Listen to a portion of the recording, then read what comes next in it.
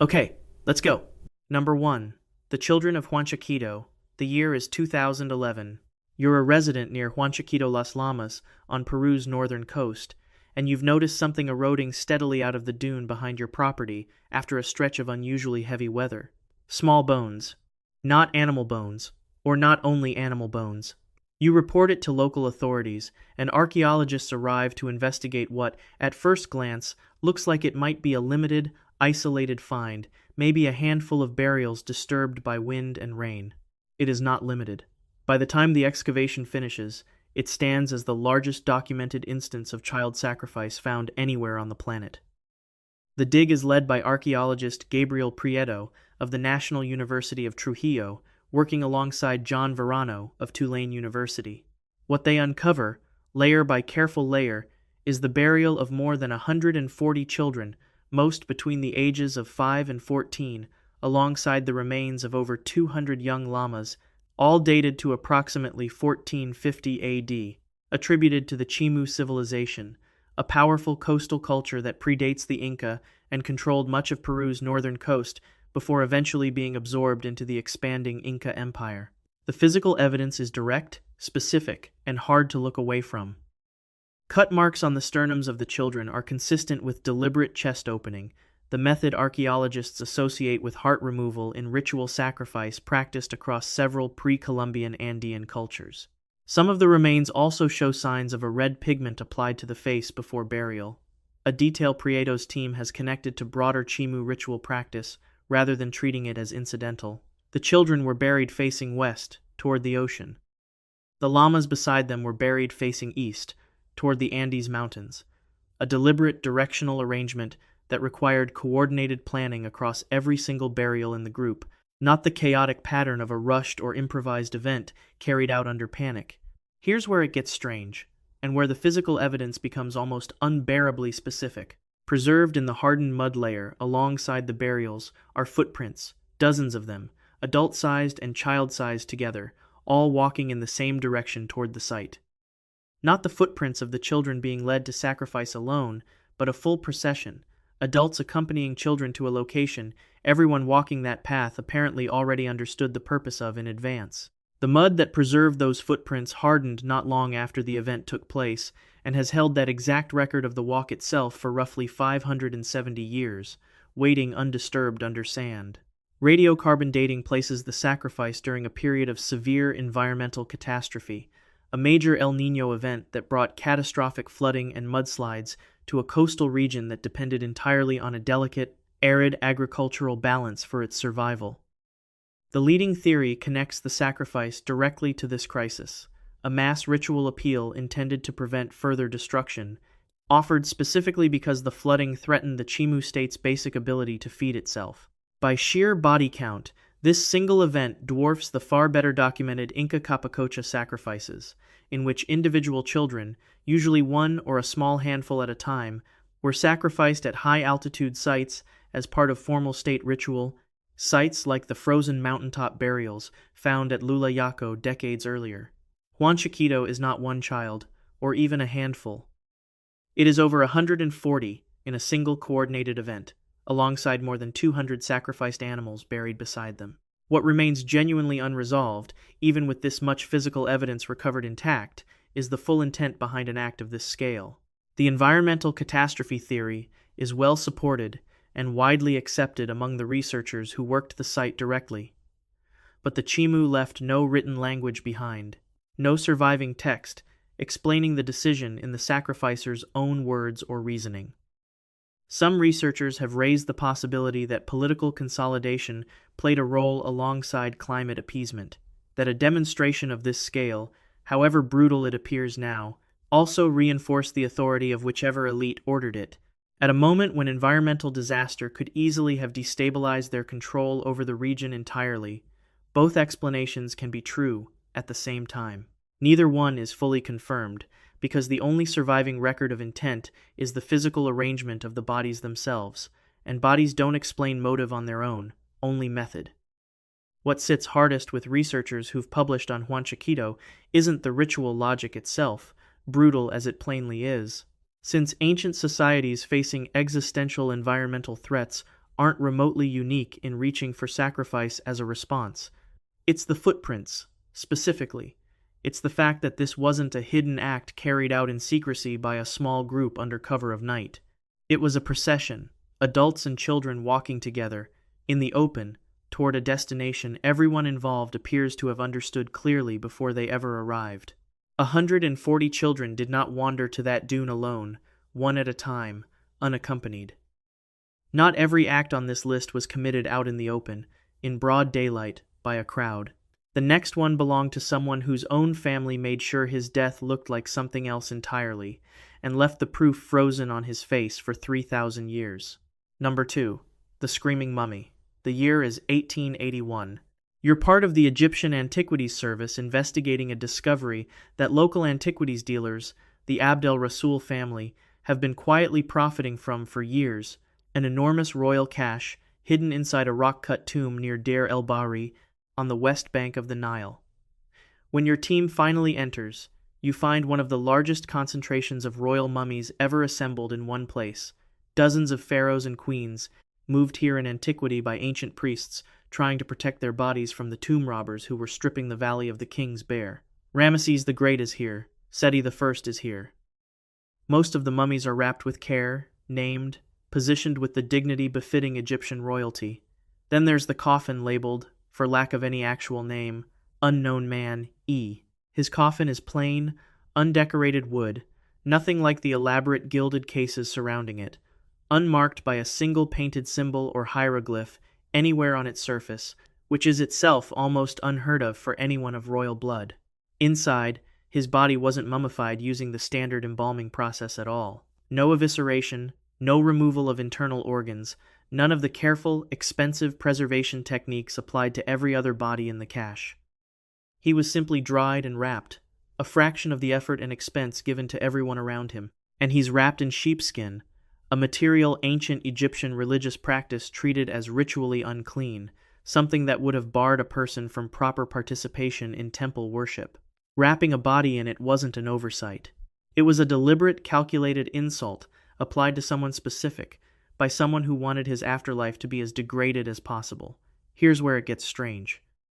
When conservators finally unwrap and examine the body properly, his face is locked in what looks unmistakably like a scream, mouth open wide, jaw and neck muscles visibly contracted, utterly unlike the calm, composed expressions on every other royal mummy in the cache. Most Egyptian mummification techniques, whatever their other differences, tend to produce a peaceful, settled facial expression, achieved partly through the embalming process itself.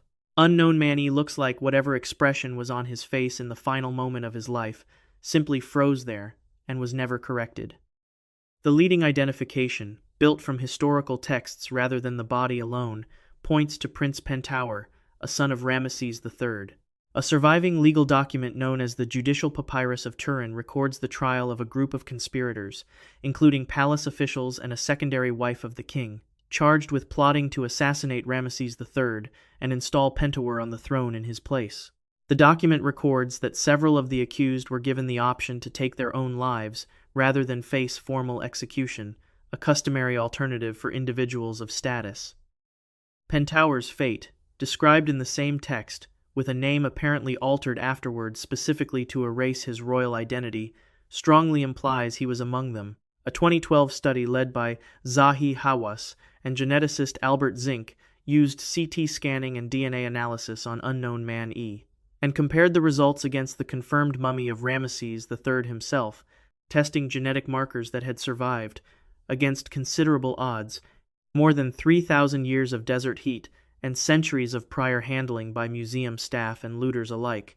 The genetic markers were consistent with a father-son relationship. The same study, examining Ramesses III's body directly, uncovered something the historical record never explicitly stated. A deep, fatal knife wound cut into his throat, hidden for millennia beneath the bandages, along with a small protective amulet embalmers had secretly tucked into the wrapping over the wound, intended to magically heal the injury for the king in the afterlife, since it could no longer be healed in this one. Ramesses III hadn't simply died. The conspiracy described in the papyrus had actually succeeded, and someone in the embalming chamber, generations removed from the politics of the plot, still felt compelled to try to fix what violence had done to their king's body, even in secret, even though it was already far too late. Put together, the evidence tells a complete, grim story. A son conspired to kill his father. The plot succeeded.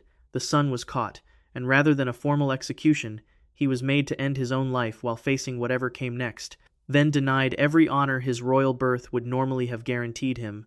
No name, no proper embalming, a scream frozen on his face, and a criminal's shame wrapped permanently around his body for the next 3,000 years.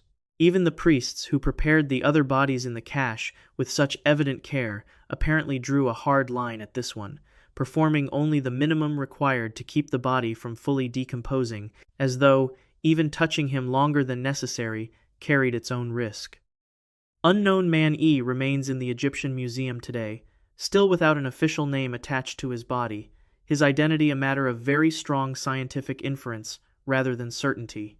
Researchers have noted that his bindings also lack the customary inscribed prayers meant to guide a soul safely through the afterlife, one final withheld mercy on top of everything else stripped from him.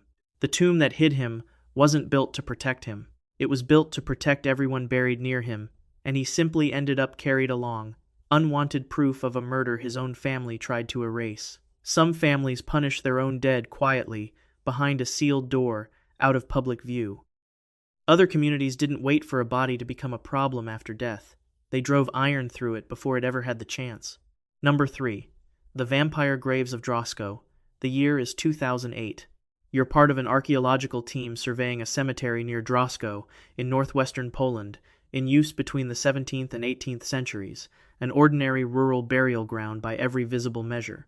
Wooden markers long gone, headstones sparse, the kind of site that usually yields a predictable pattern of skeletons laid out east to west, arms folded, in the standard Christian orientation of the period. Then you reach one grave that isn't standard at all. An iron sickle lies across the throat of the skeleton inside it, blade angled precisely so that any movement of the neck would drive it deeper into the vertebrae. You keep digging. It isn't one grave. Across the site, more than a dozen burials show the same deliberate alteration, repeated with enough consistency across the cemetery that it can't be dismissed as coincidence, disturbance, or later vandalism. Sickles positioned across throats and torsos, stones wedged firmly beneath chins, forcing the jaw shut and pinning the head in place against the ground. Several individuals buried face down, a position with no practical function except to orient the body toward the earth instead of the sky above it.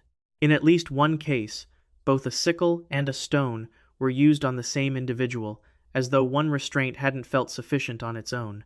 None of this is accidental placement, and none of it is the work of grave robbers passing through afterward. Every one of these adjustments required the people burying the dead to physically handle the body and deliberately restrain it before the grave was ever closed over.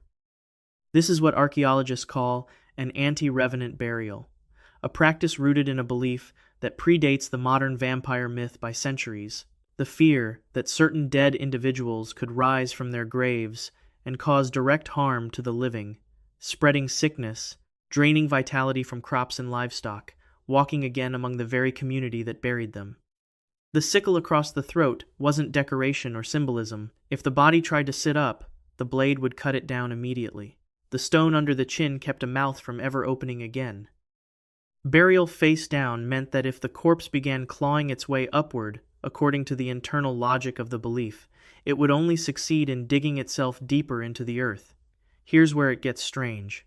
Bioarchaeologists who later ran isotope analysis on the vampire burials, examining chemical signatures locked permanently into tooth enamel that reveal exactly where a person spent their childhood, expected to find outsiders, strangers, people from beyond the village who might plausibly have been feared as different, as foreign, as a source of contamination brought in from somewhere else entirely. That is not remotely what the isotopes showed. The individuals treated with sickles and stones were local, born in the region, raised on the same water and soil as everyone who eventually buried them with a blade at their throat. This community wasn't defending itself against outsiders at all. It was restraining its own dead, people it had known personally, out of a fear specific enough to justify mutilating a neighbor's corpse instead of simply mourning it. The timing lines up with something darker still. The period overlaps with recorded cholera outbreaks moving through the region, a disease with no visible cause available to a 17th century mind, no germ theory, no explanation beyond the conviction that something was being actively spread by a source that needed to be physically contained. In folk belief across Slavic Europe, the first person to die of an unfamiliar illness was frequently blamed as its literal origin point, treated not as a victim of the disease, but as its vector, someone whose body had to be controlled even after death to stop whatever it was believed to still be carrying. A sickle across the throat isn't punishment then. It's an attempt at quarantine performed on a corpse because the living had run out of other tools. This wasn't isolated to one Polish churchyard either. Comparable deviant burials, the term researchers use for graves altered outside standard practice, have been documented across Poland, Bulgaria, and the Czech Republic, spanning centuries and regions with no direct contact between them, arriving independently at strikingly similar physical solutions to the same underlying fear. In parts of Bulgaria, the preferred method was an iron rod driven through the chest instead of a sickle at the throat, a regional variation on an identical instinct. None of these individuals received a headstone bearing a name. That erasure appears to have been part of the ritual itself, not an accident of time or weathering, a second layer of containment stacked on top of the sickle and the stone, denying identity along with movement. What lingers about Drawsko isn't the folklore itself. Folklore explains itself easily enough, given the medical ignorance of the era. What lingers is the isotope data, hard proof that the fear wasn't aimed outward at strangers passing through on a road. It was aimed inward, at people the community had shared a well with, a harvest with, a family name with, and still felt compelled to physically restrain in the ground rather than simply bury and grieve. Not every act of destruction on this list was aimed at a stranger everyone feared.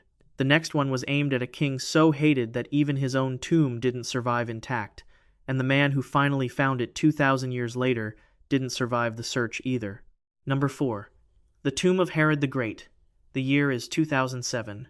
You're Ehud Netzer, an Israeli archaeologist who has spent essentially your entire career, more than 35 years, searching a single artificial mountain in the Judean desert for a grave you've become increasingly convinced exists, despite decades of failed seasons and colleagues who've quietly begun to doubt you. The mountain is Herodium, built by Herod the Great himself, around 23 BC as a palace fortress visible from Jerusalem, a monument to his own power constructed while he was still alive to see it rise. Historical sources are explicit that Herod was buried somewhere on this site after his death. For more than a century of modern excavation, nobody could find where. You've been searching the base of the hill, the traditional assumption for where a king's tomb would sit. It isn't there. Season after season, trench after trench, the base of Herodium gives up nothing but debris and disappointment. Enough failed years that some colleagues have quietly begun to suggest you're chasing something that simply isn't findable. On what seems like a long shot, you shift your search to the steep slope of the mountain itself, partway up, an unusual location for a royal burial. And there, cut into the hillside, you find it.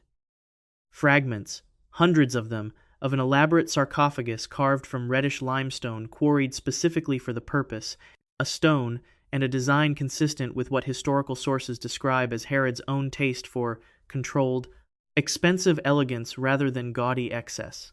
Here's where it gets strange. The sarcophagus isn't just broken. It's shattered, deliberately and thoroughly, into hundreds of separate pieces, far beyond what collapse, erosion, or careless looting would produce. And nothing about the destruction matches ordinary tomb robbery. Looters strip a burial for portable valuables, gold, jewelry, anything with resale value, and generally leave stone fixtures like a sarcophagus largely intact, because smashing solid limestone into pieces takes far more effort than it's worth to a thief. This sarcophagus received the opposite treatment. Whatever was inside it, along with any valuables, is gone.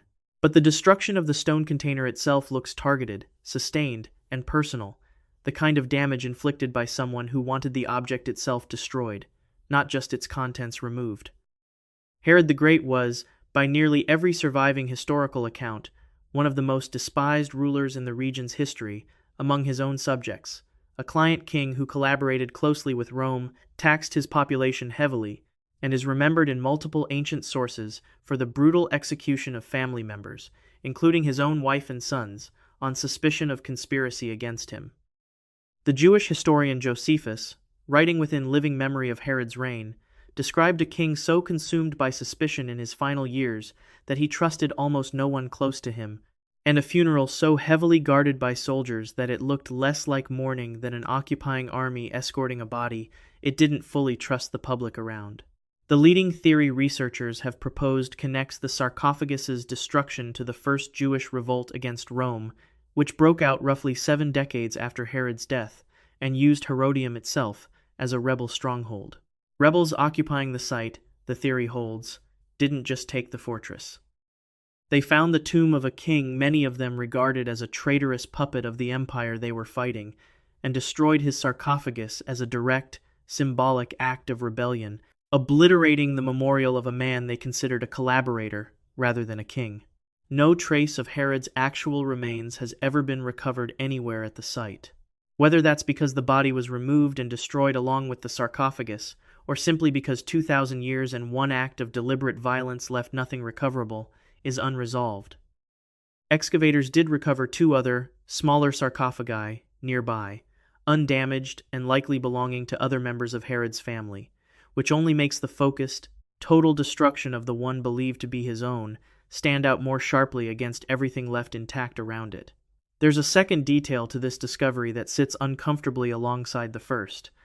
In October 2010, 3 years after locating the tomb he'd spent decades searching for, Ehud Netzer fell through a wooden guardrail at the Herodium excavation site itself and suffered fatal injuries days later.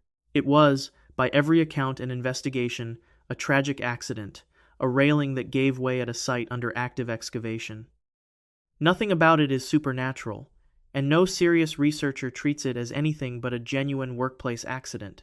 But it's difficult for anyone connected to the discovery to fully shake the coincidence that the man who spent his career locating and reconstructing the tomb of a king whose grave was violently destroyed by people who despised him died at the exact site of that same search, on the very ground he'd spent decades trying to make speak. Herodium is partially open to visitors today, with a reconstructed monument marking where Netzer believed the tomb once stood, built by his own colleagues after his death, as a way of finishing the work he couldn't. The actual fragments remain in careful archaeological storage, still being pieced together decades after the pieces were first pulled out of the hillside. Not every grave on this list holds a mystery about who is inside it. This one holds a mystery about who hated the man inside it enough to make absolutely certain nothing of him would survive intact. Not every grave that got disturbed sparked a rebellion. Some sparked something the modern world doesn't usually take seriously, until an earthquake made a government act like it did. Number 5. The Ice Maiden of Ukok. The year is 1993. Your Russian archaeologist Natalia Polosmak, working a burial mound on the Ukok Plateau, a windswept stretch of high steppe in the Altai Mountains, where the borders of Russia, Kazakhstan, China, and Mongolia meet, remote enough that reaching it still requires a serious expedition. The kurgan you're excavating has already been looted once, centuries ago, its upper chamber disturbed, its finer goods long gone, and by every reasonable expectation, that should be the end of the story. You almost move on to the next mound.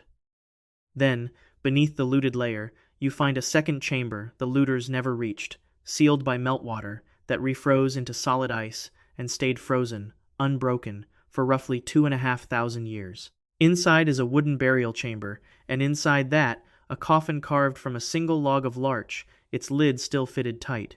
When you finally open it, you're not looking at bones. You're looking at a woman with skin, muscle, and hair still intact, mummified not by human hands but by the permafrost itself, which sealed around her within days of burial and simply never let go. She belongs to the Pazurite culture, nomadic horse people who left no writing behind, only their dead, preserved in conditions modern science still struggles to fully explain, let alone replicate. Her arms and shoulder carry tattoos, a griffin, a deer rendered with elaborate branching antlers, worked with a level of detail and technical skill that makes her one of the best preserved examples of ancient tattoo art found anywhere on Earth. Researchers believe the pigment was likely introduced using a mix of soot and possibly plant-based dye, worked into the skin with a needle and thread technique that has left lines crisp enough, 25 centuries later, to photograph and publish in detail. She was buried with 6 sacrificed horses, fully saddled and bridled as if for a journey, an elaborate headdress rising over a foot above her head, and personal effects suggesting a woman of unusual status, possibly a healer, a storyteller, or a spiritual figure within her community, rather than a warrior or a conventional queen. Though her grave is still the second richest ever excavated on the entire plateau, outranked by only one other kurgan nearby. Here's where it gets strange. The Altai region is home to the Telengit people, whose oral tradition includes a guardian spirit they call Ochi Bala, a protector whose resting place, their elders insist, was never meant to be disturbed by anyone. When Polizmak's team removed the mummy to a research facility in Novosibirsk for study, this wasn't treated as an abstract cultural footnote to the science. It became a live, sustained political conflict. Local communities protested publicly. Regional leaders formally petitioned for her return, year after year, long after the initial media attention around the discovery had faded. Then, in 2003, a serious earthquake struck the Altai region, registering strong enough to damage buildings across the area, followed by flooding that destroyed homes and farmland in the months after. Local residents connected the disaster directly to the disturbed grave, publicly and repeatedly, in statements to regional media and to government officials, insisting the two events were not unrelated, that the timing was too precise to dismiss as coincidence. Whether or not you personally find that connection persuasive, the Russian state took it seriously enough to act on it in a concrete, expensive way. In 2012, after nearly 2 decades of research and mounting regional pressure, authorities returned her remains to a specially built mausoleum in Gorno-Altaysk, constructed specifically to house her close to home while still keeping her preserved under controlled scientific conditions. Think about what actually happened here. A national government, not a religious institution, not a local council operating on its own authority, a modern state with its own scientific institutions and its own secular legal framework, responded to a 2,500-year-old grave and a regional folk belief by physically constructing a permanent building and relocating a body to satisfy it. Scientific study of the mummy continues at the facility today, but under terms substantially shaped by the demands of a population that never stopped believing the ground she came from should have stayed closed in the first place. What science can confirm, and what the Telengit elders never doubted, sit closer together than either side probably expected going in. The permafrost that preserved her for 2,500 years is exactly the kind of undisturbed, isolated condition regional communities associate with rest that shouldn't be interrupted by outsiders. Researchers studying the tattoos, the textiles, the horse sacrifice can explain the archaeology in full chemical and cultural detail, layer by layer. What none of them can fully explain is why a modern seismic event lined up so precisely, in the eyes of the people living there, with the exact year her tomb was opened to the world.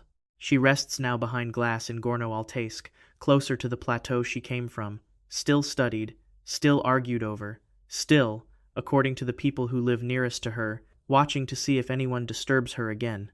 Not every disturbed grave gets blamed for a disaster happening above ground.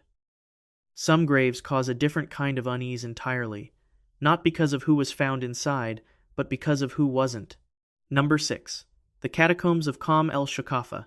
The year is 1900. You're a resident of Alexandria, Egypt, and the donkey pulling your cart has just vanished, not run off.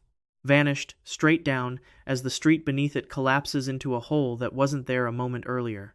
When workers investigate, they find the animal shaken but alive, standing in the dark at the bottom of a shaft that drops into something built, not natural. Spiral stone stairs, cut carefully into the rock, descending into a tomb complex nobody living in the city has any memory of. What the donkey found is Kom el Shoqafa, the largest known Roman-era burial complex in Egypt, carved roughly 1,900 years ago during the 2nd century AD, when Alexandria stood at the crossroads of 3 civilizations at once. The name itself means mound of shards in Arabic, a reference to the broken pottery that had accumulated on the surface above it for centuries, discarded by ancient visitors who ate ritual funeral meals near the tomb entrance and left the pieces behind, without ever suspecting what those shards were sitting on top of. Descending the spiral staircase, you pass through chambers decorated in a style found nowhere else on Earth in quite this combination. Egyptian gods rendered in Roman military dress, Anubis standing guard in a legionary's armor, Greek architectural columns framing distinctly Egyptian funerary scenes.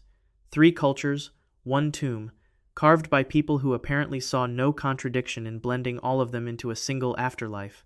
At the lowest accessible level sits the main burial chamber, clearly built for someone or some family of real importance. 3 large stone sarcophagi, elaborately carved with garlands, gorgon heads, and bull skulls, dominate the room. And here's where it gets strange. When archaeologists finally examine the sarcophagi closely, all 3 are empty. Not robbed, not disturbed by looters searching for grave goods. Empty in a way that suggests nobody was ever placed inside them at all. No skeletal residue, no signs of a body having decomposed and been removed later. The most elaborate burial space in the entire complex, built with obvious expense and intention for a specific family, appears to have never actually been used for its intended purpose. That doesn't mean Kom el Shoqafa isn't a real cemetery. Surrounding the empty central chamber, cut into the rock in every direction, are hundreds of smaller wall niches called loculi, and these were used.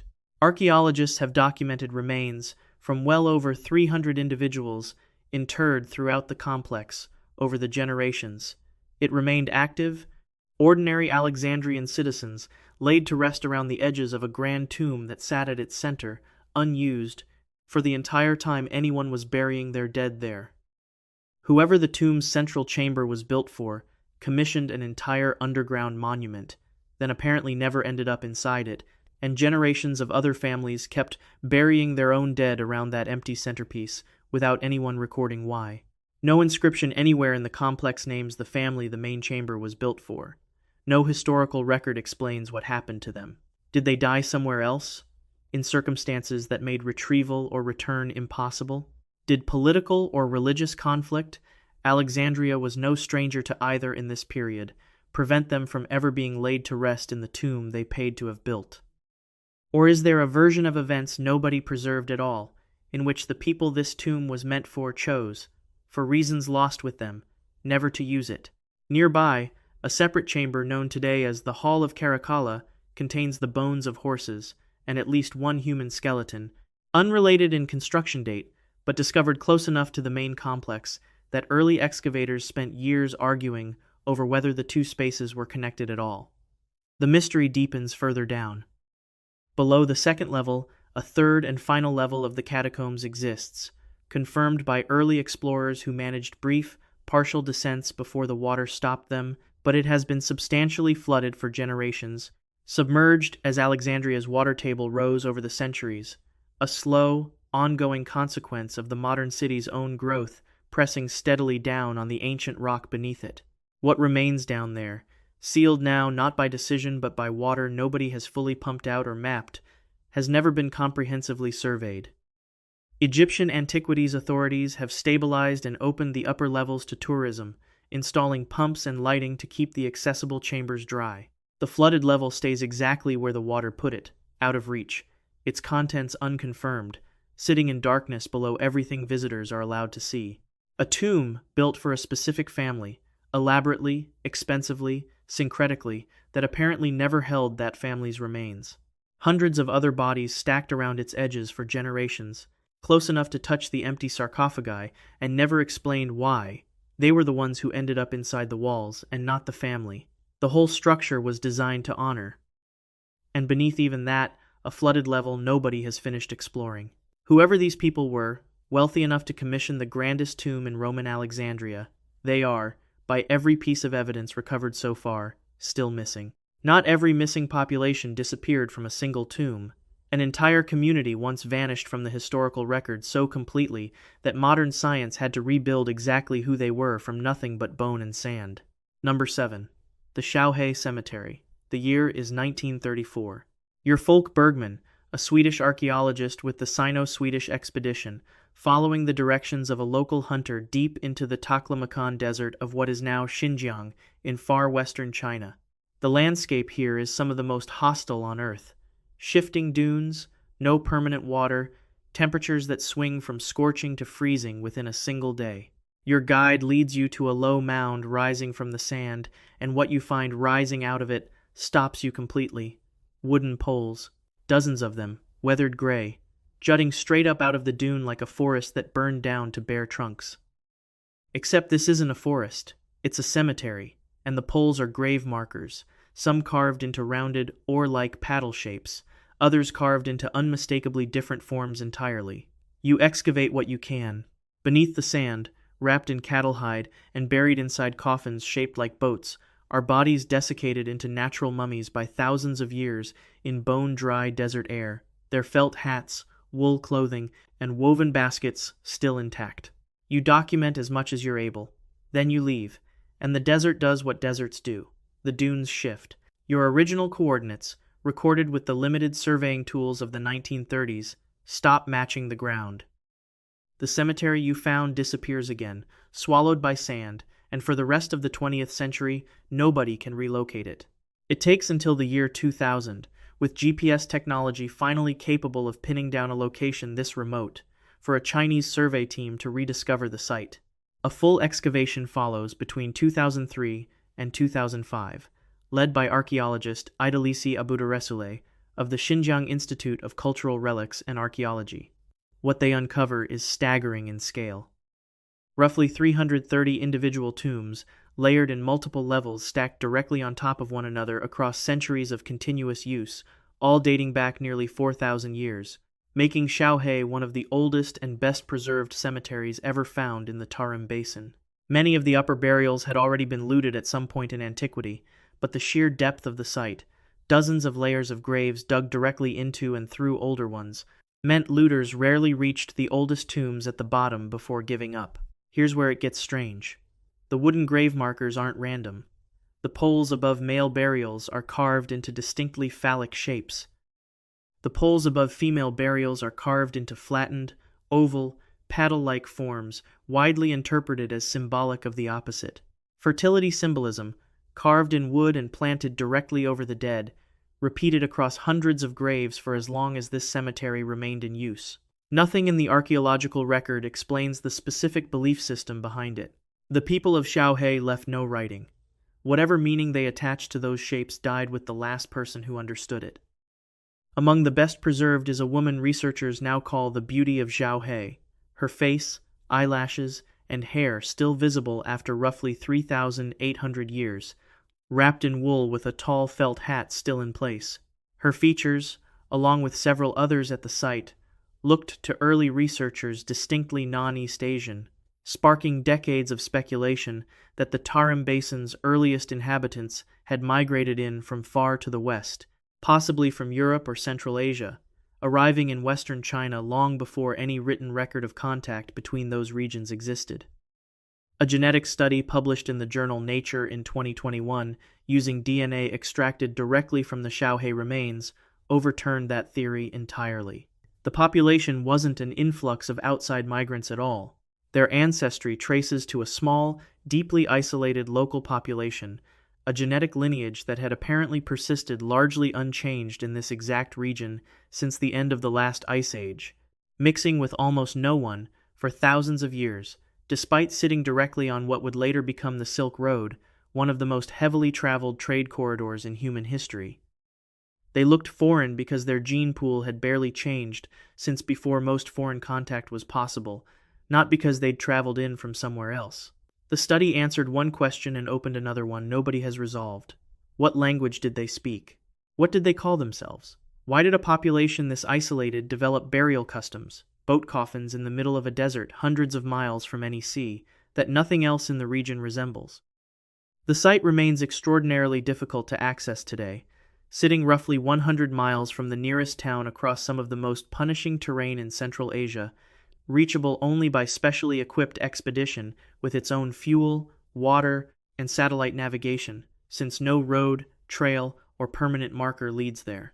In recent years, foreign researchers seeking access to archaeological sites across Xinjiang, Xiaohe included, have found permissions increasingly difficult to obtain, a restriction regional authorities attribute to security and site preservation. Whatever the reason, one of the strangest, most genetically isolated burial populations ever documented, remains largely off-limits to the outside world. In a cemetery the desert has already tried to erase once. Not every mystery on this list is about who's buried somewhere. Some are about how far down a burial actually goes, and whether anyone has ever actually reached the bottom. Number 8. The Tomb of Seti I. The year is 1817. You're Giovanni Battista Belzoni, a former circus strongman turned excavator working in the Valley of the Kings, and you've just found a tomb entrance that keeps going. Most tombs you've cleared in this valley end after a corridor or two and a modest burial chamber. This one doesn't stop. You move through painted corridor after painted corridor, every wall and ceiling covered floor to ceiling in some of the most vividly preserved funerary art anywhere in Egypt. Full scenes from the Book of Gates and the Book of the Dead, rendered in color so intact it looks freshly painted, rather than 3,000 years old. You reach a burial chamber holding a stunning translucent alabaster sarcophagus, empty, its lid long gone. By any normal standard, this is where the tomb should end. It doesn't. Behind the burial chamber, you find another passage, cut directly into solid bedrock, descending further down at a steep angle into the dark. You follow it as far as you can with the tools and time available to you. In 1817, it keeps going. Eventually, you have to stop, without ever finding where it leads. What you've found is the tomb of Seti I, father of Ramesses II, and by total length it remains the longest and most extensively decorated tomb ever discovered in the Valley of the Kings. Over 450 feet of corridors and chambers cut into the mountain, its ceilings painted with a complete astronomical map of the sky as the ancient Egyptians understood it, constellations and Deccan stars tracked in careful, deliberate rows. Here's where it gets strange. That descending corridor behind the burial chamber isn't a side passage or an afterthought.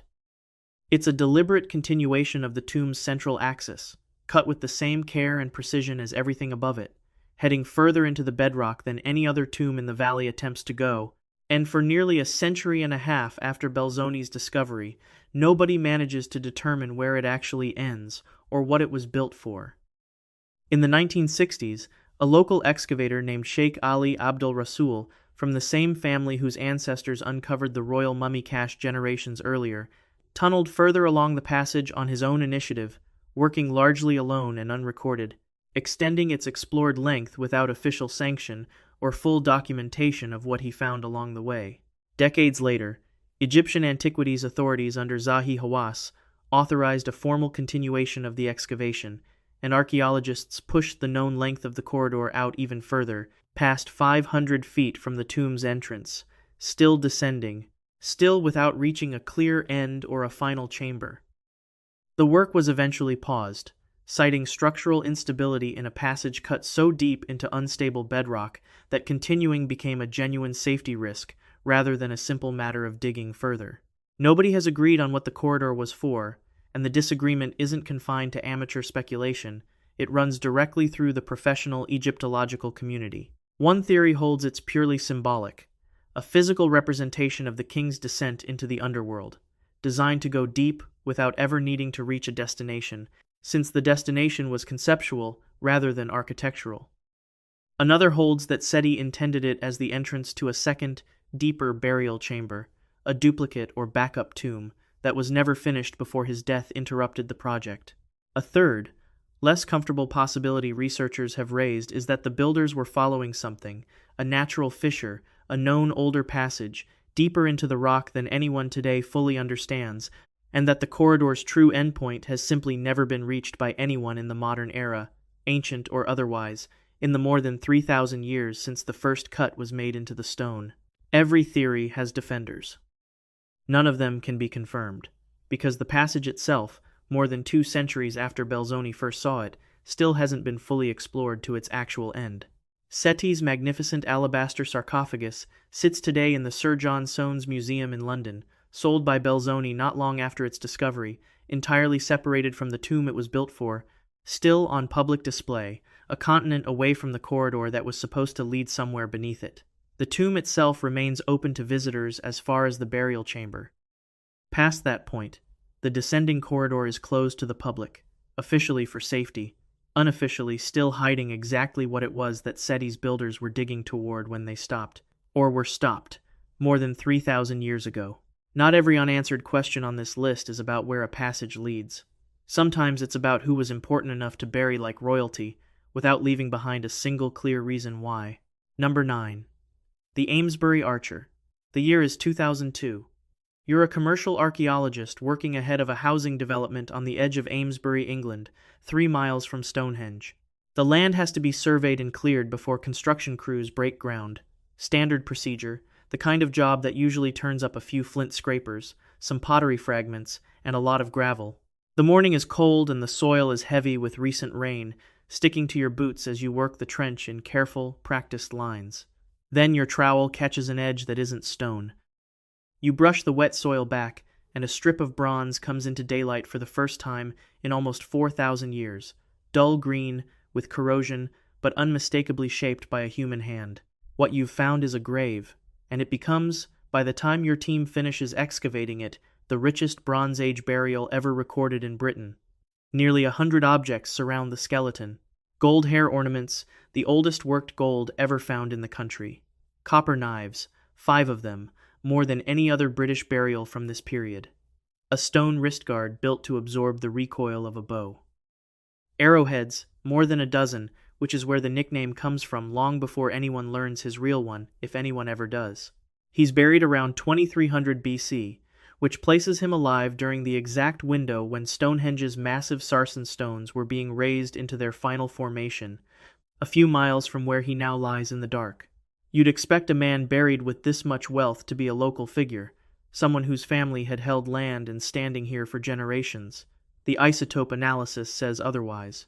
Oxygen and strontium ratios locked permanently into his tooth enamel during childhood don't match British geology at all.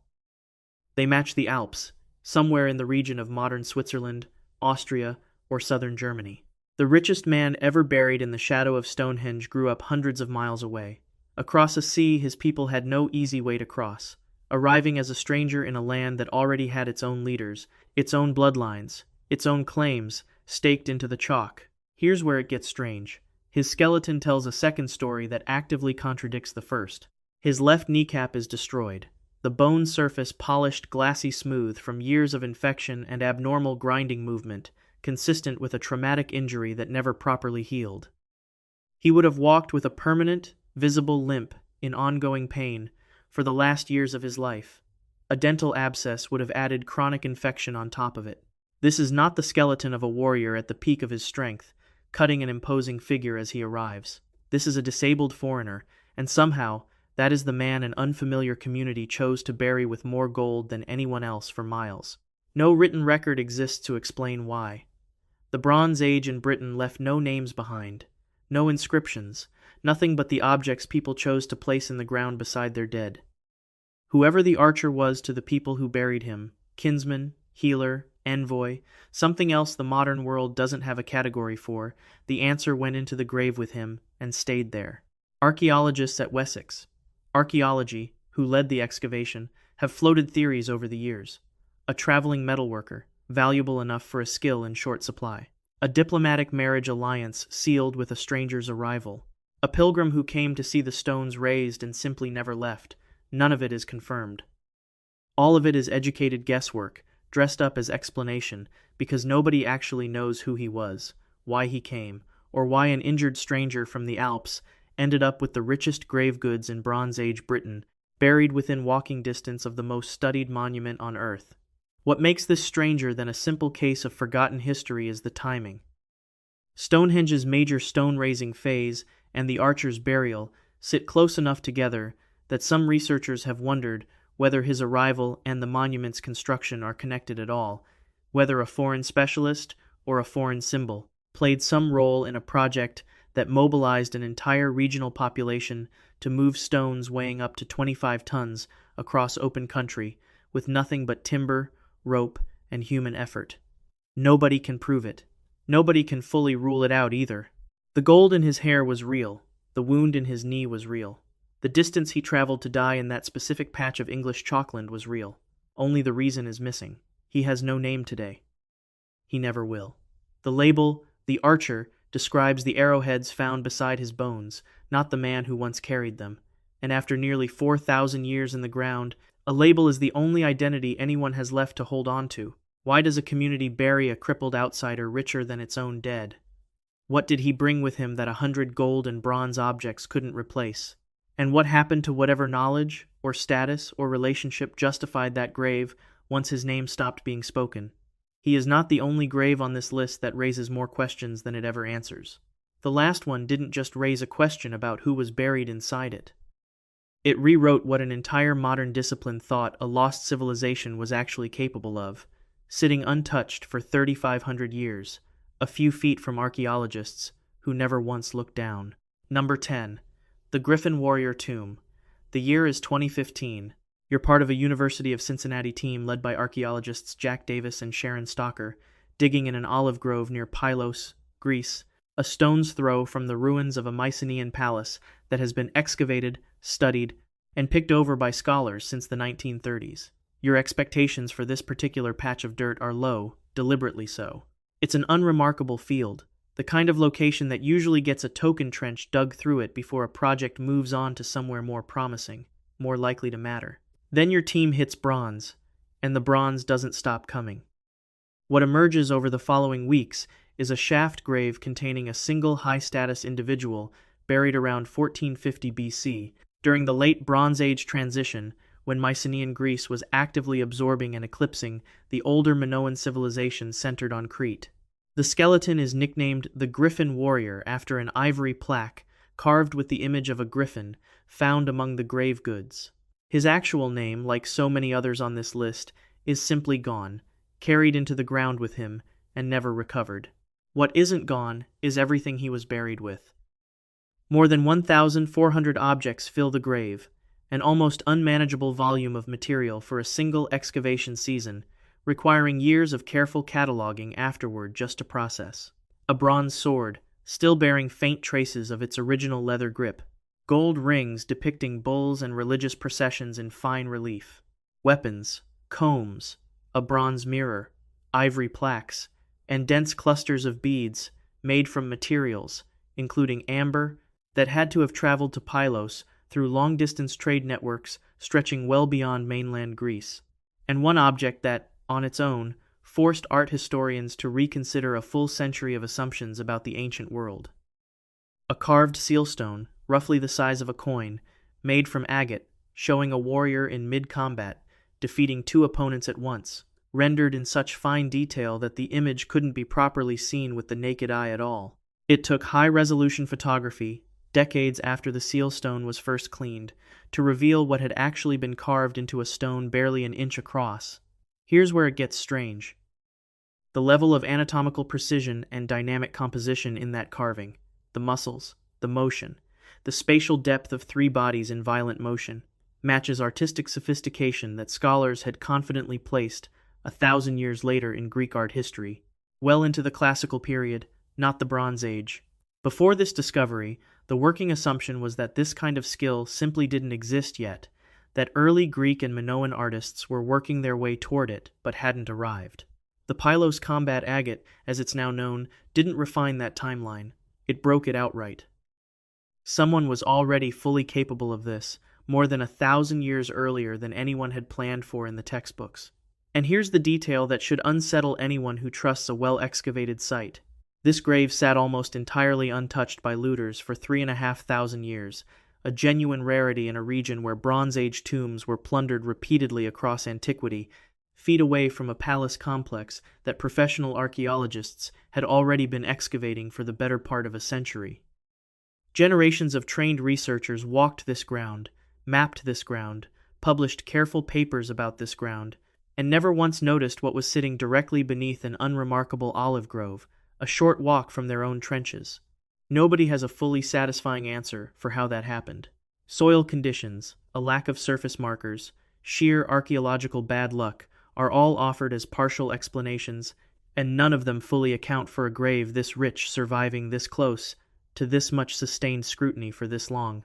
Ground-penetrating equipment existed for much of that century of excavation. It was simply never pointed at this particular stretch of soil. What the discovery does confirm, uncomfortably, is that extensively excavated and fully understood, are simply not the same claim. A location can be walked, measured, and written about for 100 years and still be hiding a burial capable of rewriting the artistic timeline of an entire civilization, one sealstone at a time. The Griffin Warrior's identity remains unknown. Whether he was a king, a warlord, a priest, or something the Mycenaean world had a category for that modern scholars simply haven't reconstructed yet, the grave itself doesn't say. What it does say, through the agate alone, is that the people of this era knew things and could do things. A century of academic consensus insisted they couldn't. If one grave this significant sat unnoticed for 100 years of active excavation at one of the most studied sites in Greece, the obvious question isn't whether there are others waiting nearby. It's how many, and how close to ground that scholars have already called finished. 10 graves. 10 separate moments where the ground gave something back that somebody, ancient or modern, never expected the world to see again. Some hidden by ritual, some by chemistry, some by fear, and at least one simply by luck, buried in plain sight and walked over for 100 years by people looking for something else entirely. The pattern holding all of them together was never really about the dead. It's about how much the living, then and now, still don't know is sitting directly beneath their feet. If you made it all the way here, subscribe for more of these. Drop a comment with which grave on this list you'd actually open first, and let us know exactly where in the world you're watching from.